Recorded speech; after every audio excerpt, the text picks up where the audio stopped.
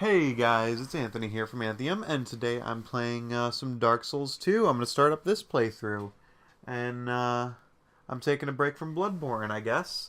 Just because I played it a lot before, the videos.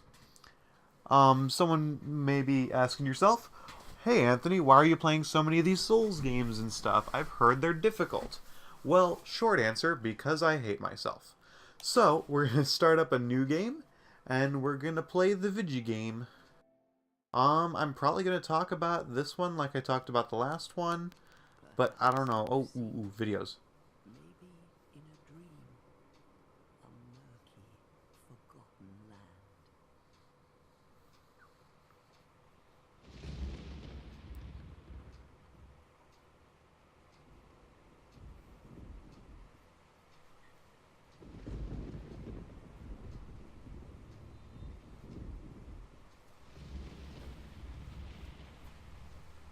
A place where souls may mend your ailing mind.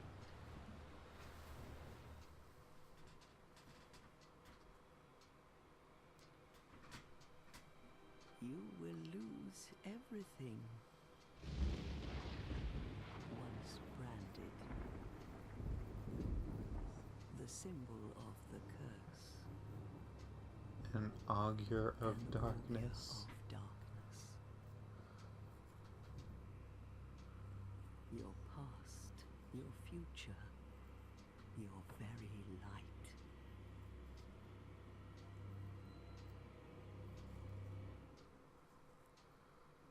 None will have meaning, and you won't even care.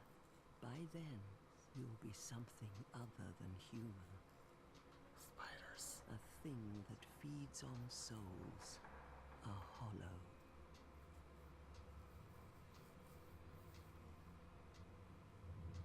Long ago, in a walled-off land far to the north, a great king built a great kingdom. I believe they called it Drang Lake. Perhaps you're familiar. No, how could you be? But one day, you will stand before its decrepit gate without really knowing why.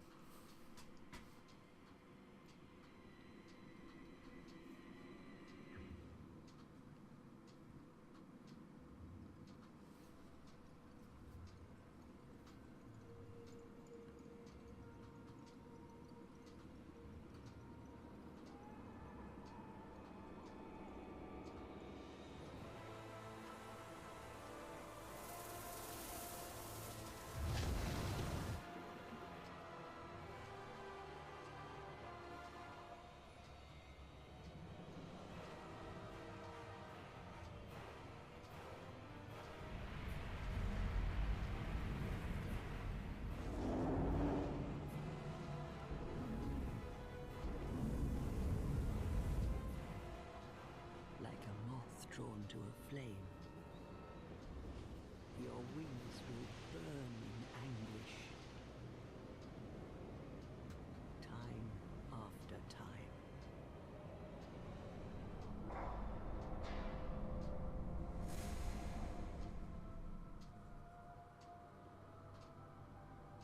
For that is your fate.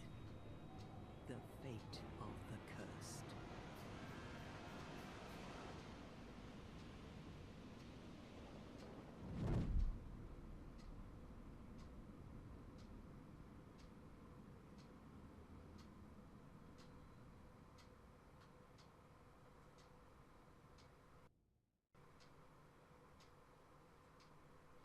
Okay, so now we're getting into it.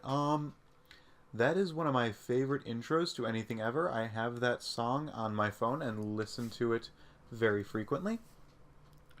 This is Dark Souls 2, Scholar of the First Sin. For those of you who don't know, wow. Dark Souls 2 initially released for the PS3 and the Xbox 360, and of course PC, I think. I don't know. They're worried about that. It was dramatically watered down from what it was supposed to be, simply because of hardware limitations and things like that. So a few years later, when the PS4 and Xbox One were out and strong, they released this, Scholar of the First Sin Edition. So this includes some added content, as well as all of the DLC, and on top of that, major graphical upgrades and things like that. If you look at original Dark Souls 2, it did not look anywhere near this fabulous. Dark Souls is similar to Bloodborne in a lot of ways, however you will find it is a slower paced game. Where Bloodborne, with what you saw, was extremely fast and sporadic, this one actually takes a much more relaxed tone. It's still stressful as all hell and extremely difficult, but you won't be dashing around and darting around and stuff a lot. You'll notice I don't even have a dash anymore. I have a roll. And that's just because that's the original pace of the games.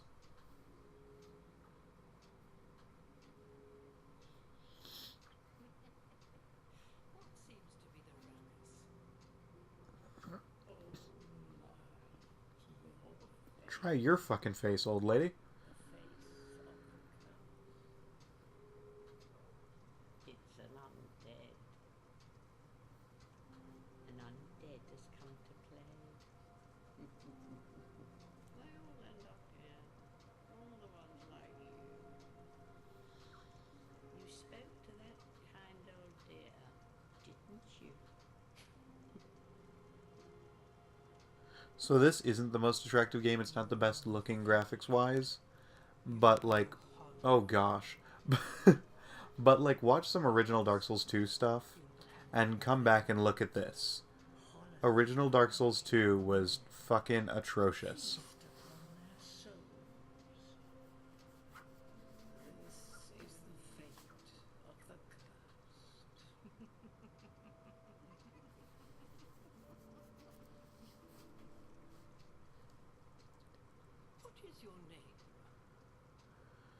Okay, what's her name gonna be?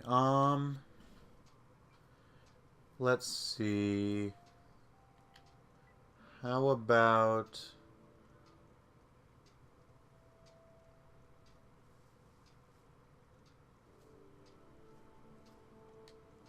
Martha?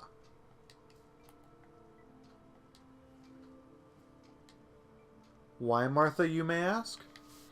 It's the first name that came to my mind. Yes, we are going to be a male character, and we are going to be a male character named Martha. If you don't like that, deal with it.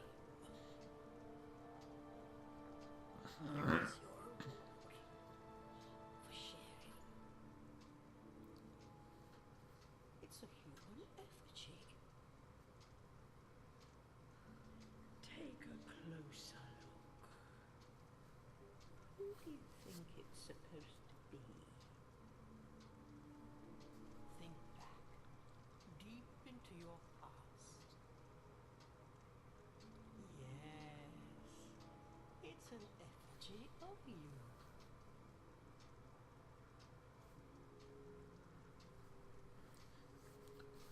Okay, so now we're into the character creation. It's a solid character creation. You can spend a lot of time doing a bunch of fun stuff, or you can not. We're going to be Big Bone Martha, but super muscular.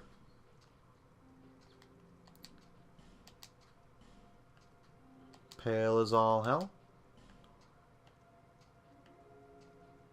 Some gorgeous Siegfried hair, if anyone's played Soul Calibur. However, it's going to be hot pink, because I decided for it to be just now. Bushiest eyebrows, also in a glorious hot pink. Our eyes will be lime green. A powerful beard, also lime green. Tattoo of a large dot on our face. And let's make that yellow. I'm feeling yellow for that one. Not at all faded. And that looks good to me. So class-wise, we're going to run... And yes, I came into this with zero planning whatsoever, so I apologize if it seems a bit half-assed. That's because that's the way I do things. Purely half-assed. I think we're going to run a basic... night and see how it goes from there. We're going to give ourselves just some basic healing wares? No, a petrified something. And we're going to finalize that. This is Martha.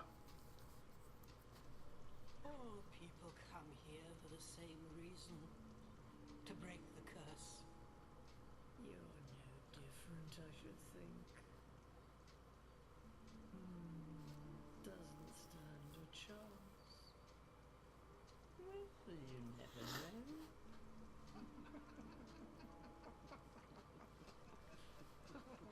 Shut the fuck up. Go through the door and trot along to the kingdom. Remember, hold on to your souls. They're all but keep you from going hollow. Oh, I'll fool you no longer. You lose your souls. All of them. Over and over again.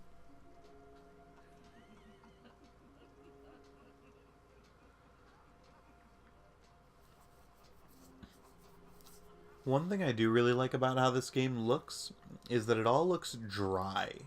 It looks dry and dead, which fits the themes of the game really well. For those of you who know nothing about Dark Souls, this is a game about this game heavily focuses on reincarnation and things like that.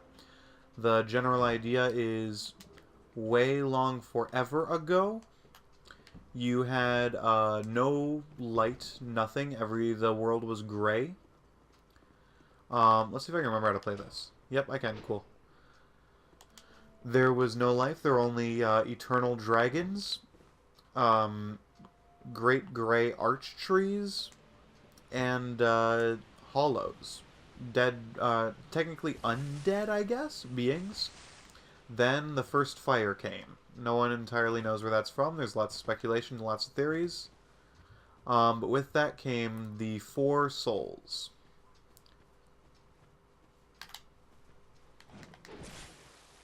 Oh dear. And so with those souls came life and things like that. Things of that nature. We're going to back out of here because I forgot we need to get rid of some equipment so we can fast roll. Unlike in Bloodborne, this game actually has a... Oh dear, wrong button. This game actually has a weight system. So, the heavier you are, the slower your roll is. So you can, quite literally, slow your roll there, brother. So, generally speaking, you want a good fast roll. That's going to give you the most benefit in this game. I'm going to be running a strength build. So all my stuff, same rules as Bloodborne, is going to be geared towards holding a big, hefty weapon.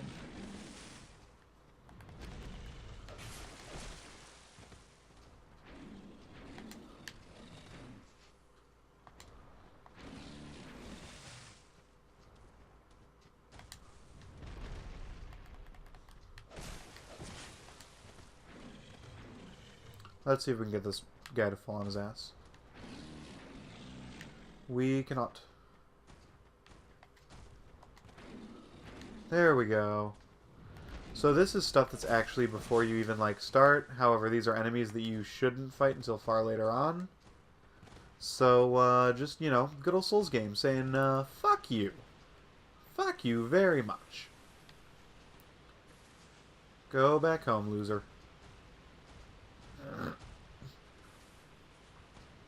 Look at us. We're so gorgeous. I love you, Martha. Even though you got leaves sticking out of you. So, of course, I will be playing Dark Souls 3 when that comes out. I'll probably have like a day one video or whatever. Just stuff keeping you guys updated, because this hopefully should be uploaded tonight, this video. Who knows, though. Oh dear. Oh no. Oh no. Oh no. Oh dear. Oh, wrong button. Oh my. Oh dear.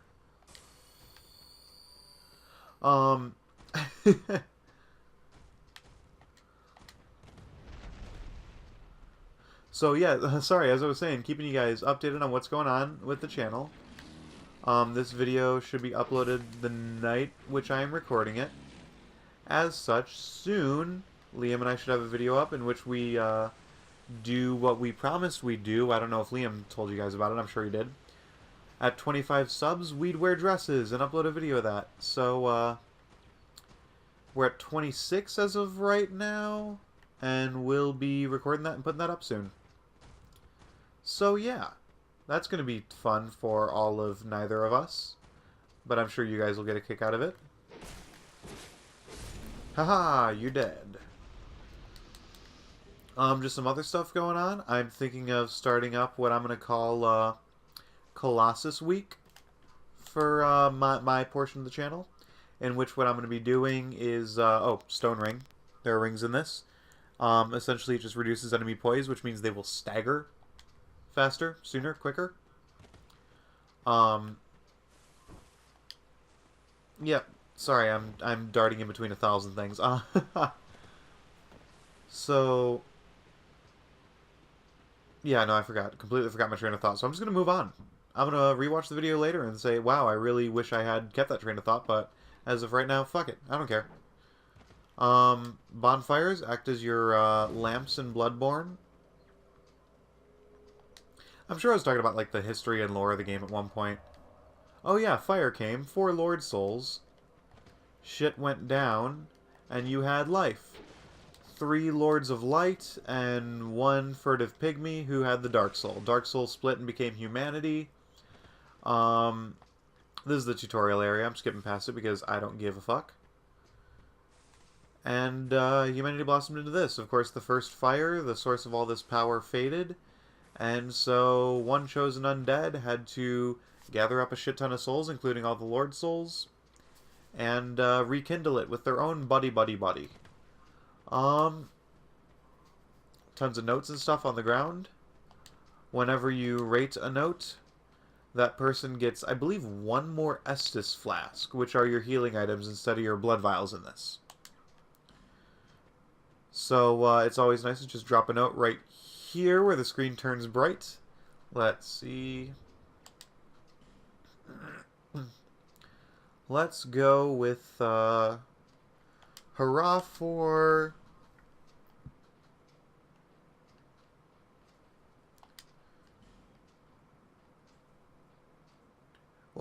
my thoughts here are we can go with hurrah for joy and hope and stuff like that, or we could be realistic. Say hurrah for death or tears. Let's go with hurrah for sadness. Hurrah for sadness, guys, right? Yeah. Throw that down. Right at the threshold. Hopefully we'll get some ratings on that, and we'll just get some extra Estus here and there. Here we are in your main hub world, Majula. This looks really nice on the PS4. I'm sorry, I haven't really played Scholar that much. This looks far more gorgeous. Secret stuff. Yes, I have played this game before. I played it, not Scholar version. Just like this, we have a lot of your starting stuff from the Cleric set. It's not the same exact starting stuff, but it's similar. I talked about this with Bloodborne, but I don't know if any of you guys watched that video. I wouldn't have. I'm terrible.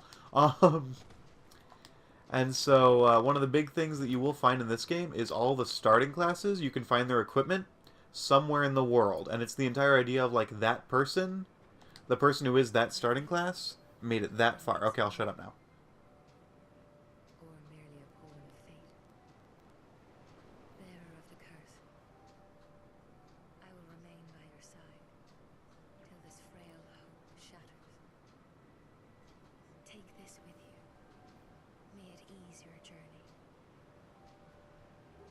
Estus flasks. That's our healing item. I think. Go on and see the king. He who made Drangley what it once was. He who peered at the essence of the soul. King Vendrick. Yep. So I think we only get one of them for right now. Let's see. That's our basic equipment belt right there. Yeah, we only have the one Estus Flask. We find more Estus Flask shards, and that allows us to carry more of them. Bearer of the curse, seek misery. For misery will lead you to greater, stronger souls. You will never meet the king with a soul so frail and pallid. And you can also find bone marrow ash to make the Estus Flasks heal more. Seek those whose names are unutterable, the four endowed with immense souls. Their souls will serve as beacons. Once you have found them, return here to me, so that hope will not fade away. So yeah, Vigigame, Vigigame, Vigigame. How do you like the Vigigame? I like the Vigigame. Bearer of the curse, seek larger, more powerful souls. Seek the king, that is the only way.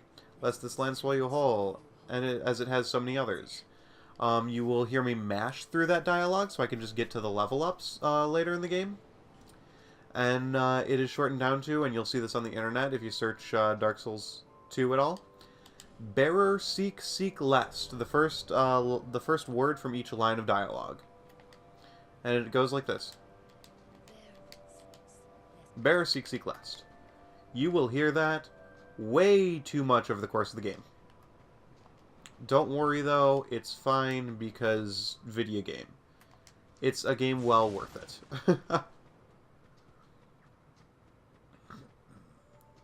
So, like I said, as I have played this before, I do know where a lot of stuff is right off the bat.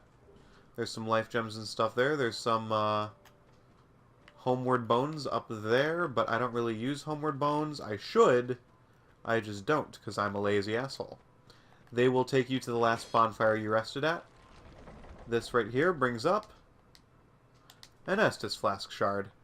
Just like that, we have one more Estus available to us. Here we have this guy's shop. The more you shop with him, the more of a pompous asshole he becomes.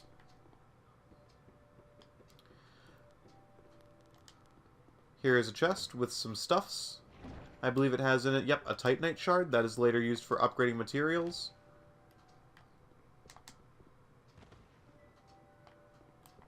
There we go. I did it. That jumperino. Jumperonis. Jumpanazos. Words. Oh yeah, so one of the big things about this game is where the original Dark Souls had this tone of, like, sorrow and pain and, like, birth and rebirth and all that fun stuff. This game has a great overtone of just desperation. Of just this extreme deep depression. Because a lot of the characters you'll find are losing themselves.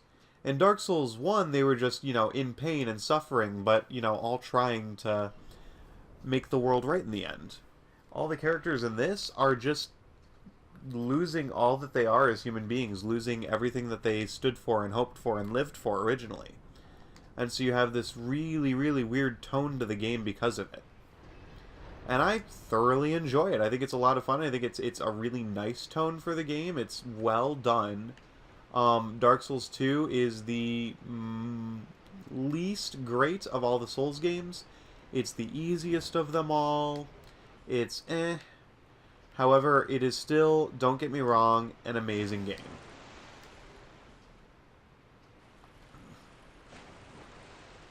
Oh gosh, yeah, we got one of those guys there. I don't remember if this one is easier to fight than the other one. That was something that was not there in the original game, however was added in Scholar. A lot of the enemy placement was changed in Scholar. Oh, you...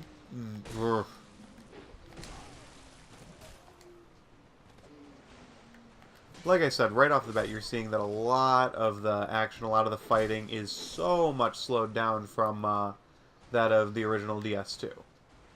Original Dark, or sorry, from that of Bloodborne.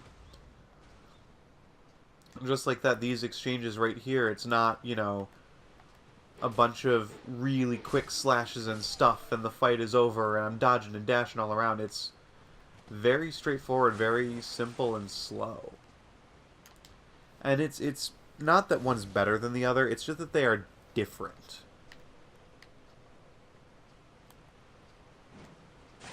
Of course, just like with the lamps in with the lamps in Bloodborne, all the enemies respawn if you rest at a bonfire here. There's a lot more enemies in this area. Oh gosh, I was not prepped for this.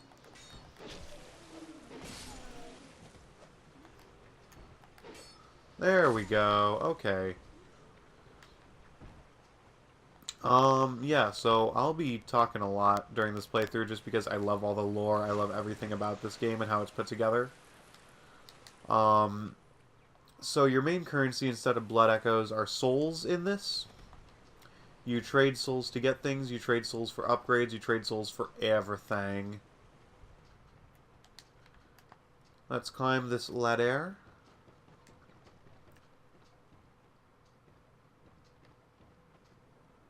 Oh, I forgot this was changed as well. There used to be a few guys walking around, and you would just get up here and then go back down the ladder. And they... Oh, you piece of shit. I hate you. And so... you would get to the top and start climbing back down. They'd all follow you down and just die like losers on their way down because they'd either come one by one, or they'd fall, nearly die, and you just had to love tap them once and they were done. These guys, they're all sitting down on the ground, so it makes them harder to just bait like that.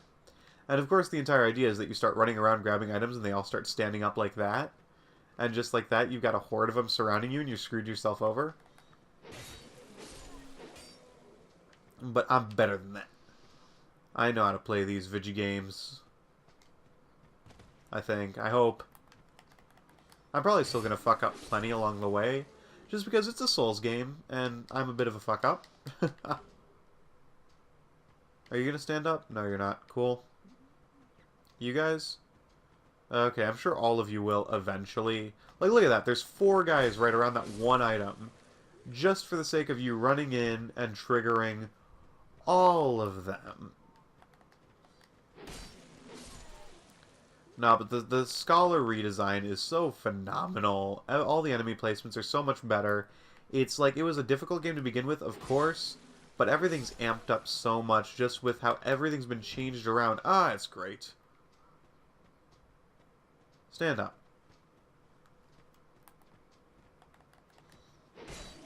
There we go. Oh dear, he's throwing... Oh, he's got firebombs. It used to be a guy with a bow and arrow. But no, those are firebombs. That's going to be not pleasant. On a scale of 1 to pleasant, that is not. Let's trigger both these guys. We can fight them at once. Just so we can get out of firebomb range.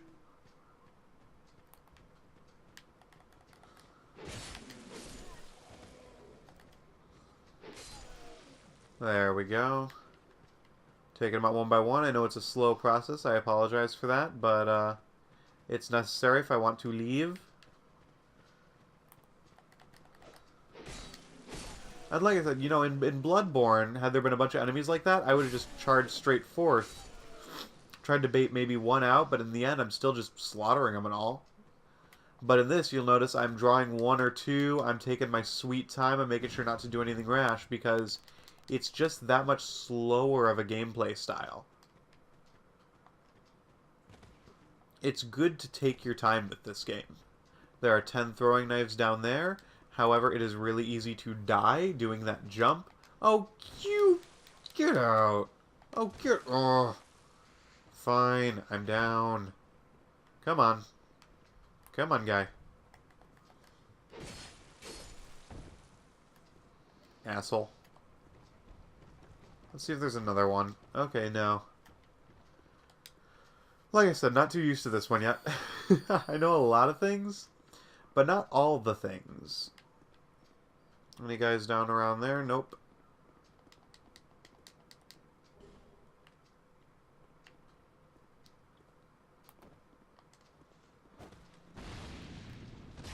Boom, boom, backstabs.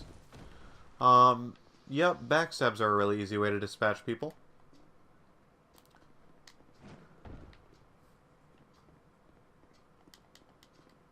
Okay, short sword, some souls and shit.